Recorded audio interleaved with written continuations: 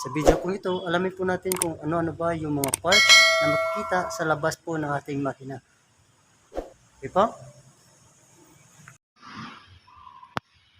Sa mga nag-aaral po ng automotive servicing, isa po sa kailangan nating pag-aralan na dapat po alam natin ang mga parts ng makina dahil kung nag-a-apply po tayo sa National Certificate in Automotive Servicing, kasama po sa exam ang pag-identify ng mga parts. Okay po? Ito po pala yung sample ng ating makina. Ito po ay Toyota 4K engine. Alamin po natin ang mga parts sa labas ng ating Toyota 4K engine. Dahil during assessment, kailangan alam natin kung paano mag-identify ng mga parts dito. Okay po? Magsimula po tayo sa ignition system niya. Okay? Dito po tayo magsimula sa susian. Ito po yung ating susi. Ito po yung ating ignition switch. Ito yung ating ignition coil. Ito yung ating mga cable. Yung cable na papunta sa ating mga spark plug, yan po ay tinatawag na spark plug cable. Ito po. Yung cable naman na papunta dito sa ating distributor, yan po ay tinatawag na coil wire or coil cable. Ito po. Ito naman yung nasa taas ng ating distributor, yan ay tinatawag na distributor cap. Ito po, dyan po nakakonekta ang lahat ng mga cable mula dito sa ating ignition coil papunta dito sa ating spark plug. Ito po. Ang ating Toyota 4K po, meron po yung 4 na spark plug. Okay po? Kasi ito po ay 4-cylinder engine. Okay? Okay po? Ulitin ko po, ito po ay tinatawag na distributor. Ang sa taas ay tinatawag na distributor cap. Kapag inalis po natin itong kanyang lock at pugutin po natin pataas, kita po natin yung rotor niya. Ito po yung tinatawag na rotor. Ito po. Ito po ay umiikot dahil yung gear ng distributor nakakonekta yan sa ating camshaft. Review po tayo ulit. Ito po yung ating ignition switch, ignition coil. Ito yung ating coil wire, mga high tension wire po ito. Dumadaloy po dito yung mataas na antas ng mga voltahe. Ito yung ating mga spark plug cable. Ito yung sa isang sabi, ito ay mga high tension wire. Okay po. Ito yung ating distributor cap at yung ating distributor. Dito naman po tayo sa ating fuel system. Ito po yung ating improvise na tangke. Mula po sa tangke, meron diyang hose. Dadaloy po yung fuel natin. Pupunta po dito sa ating fuel filter. Upang masala po yung mga dumi na nanggaling sa ating fuel tank. Mula sa ating fuel filter, papunta sa ating fuel pump. Okay po, ito po yung ating fuel pump. Ang fuel pump, magbobomba yan ng fuel papunta dito sa ating carburetor. Yun yung ating carburetor. Okay po. Ulitin ko po. Yun yung ating improvised na fuel tank. Ito yung ating fuel lines, fuel filter, fuel pump. Yun yung ating carburetor. Ito yung ating cylinder head, yung top portion ng ating makina. Ito yung kanyang cylinder head cover. Ito yung ating cylinder block. At ito naman yung ating oil pan. Okay po. Ulitin ko po. Ito yung ating cylinder head, cylinder block, at yung ating oil pan. Ito yung ating oil filter naman. Okay po. Ulitin ko. Ito yung ating oil filter. Mula dito, ito yung ating makina. Mula dito papunta dyan, yun yung ating transmission. Okay po. Doon tayo sa kabila.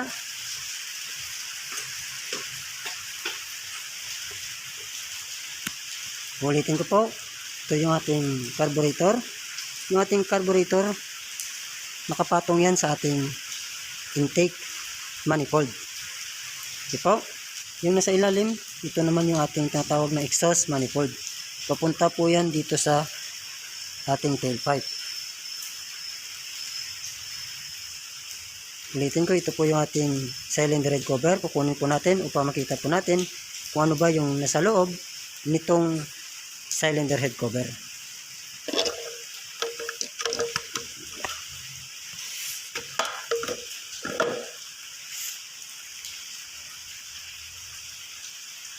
Okay po, ito po yung sa loob.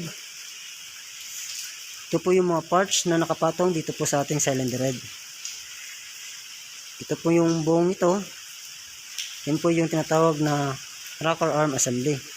Dito po, ito ay tinatawag nating rocker arm. Ito naman, tinatawag nating rocker arm spring. Yung tumutusok po sa lahat ng rocker arm. Yung nasa gitna, ito po yung tinatawag nating rocker arm shaft. Okay po. Ito naman, yung in-adjust natin kapag tayo po ay mag-adjust ng ating valve clearance. Itong nut na ito, ito yung tinatawag na adjusting nut. At yung nasa taas, ito ay tinatawag nating adjusting screw. Ito yung ating valve spring. Yung sa gitna, yan po yung ating valvula o yung ating valve. Ito. Yung valve po na nakatutok dito sa ating intake manifold, yan po yung mga intake valve. Okay po. Ulitin ko po. Yung mga valvula o valves na nakatutok dito sa ating intake manifold, yan po yung mga intake valve. Okay po. Yung mga valves naman na nakatutok dito sa ating exhaust manifold, yan yung exhaust valve. Okay po. Review po natin itong ating carburetor. Taga mix pala po ito ng gasolina at hangin. Dadaan po yung air fuel mixture natin dito po sa ating intake manifold. At ang nagko-close at nag-open po yung ating valvula.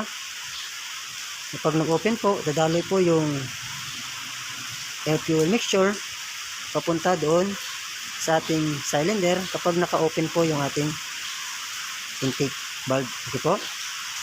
Yung mga exhaust gas o yung mga gases na nasunog o yung mga fuel o burn fuel, lalabas po yan kapag naka-open itong ating exhaust valve. Okay po. Dadaan po yan dito po sa ating exhaust manifold papunta po dito sa ating tailpipe. Okay po. At ito naman, yan po yung ating mga push rod. Okay po. Yung push rod natin, tutulak yan itong ating rocker arm. At ang ating rocker arm, tutulak yan yung ating valves o yung ating valvula upang mag-open. Okay po. So doon po tayo sa harap. Ito yung ating engine fan. Tumutulong po ito upang mapanatili ang lamig ng ating sasakyan. Ito naman yung ating radiator. Ito yung kanyang mga hose. Daanan po ng tubig palabas ng makina at pabalik po ng makina. Okay po.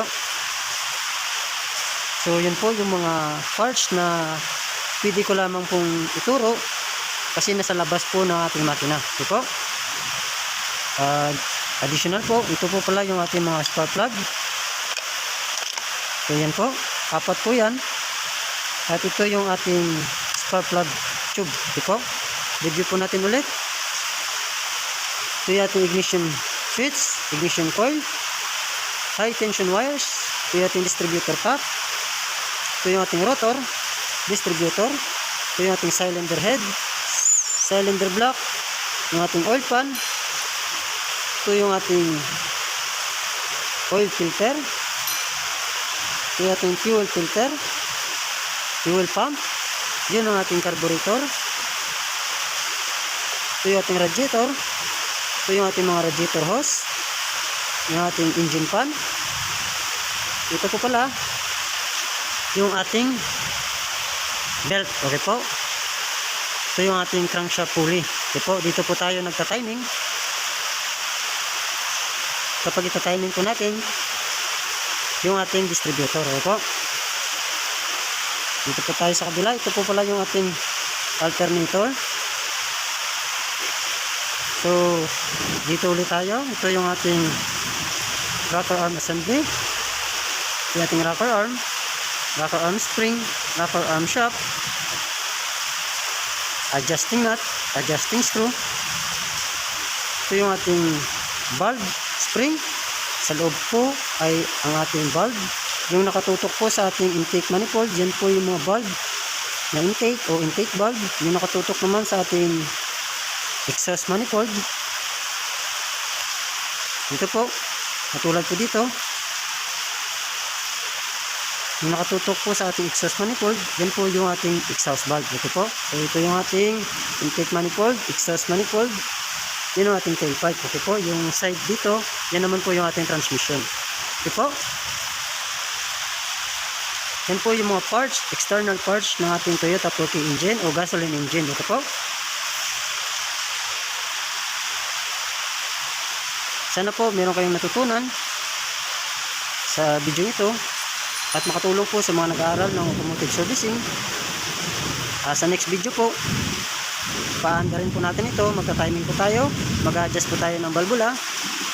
Marami po tayong gagawin. Okay po? Kaya huwag niyo pong kalimutan mag-subscribe at i-click ang notification bell upang updated po kayo sa mga video na gagawin ko. Okay po? Maraming salamat po sa panonood ng video ito.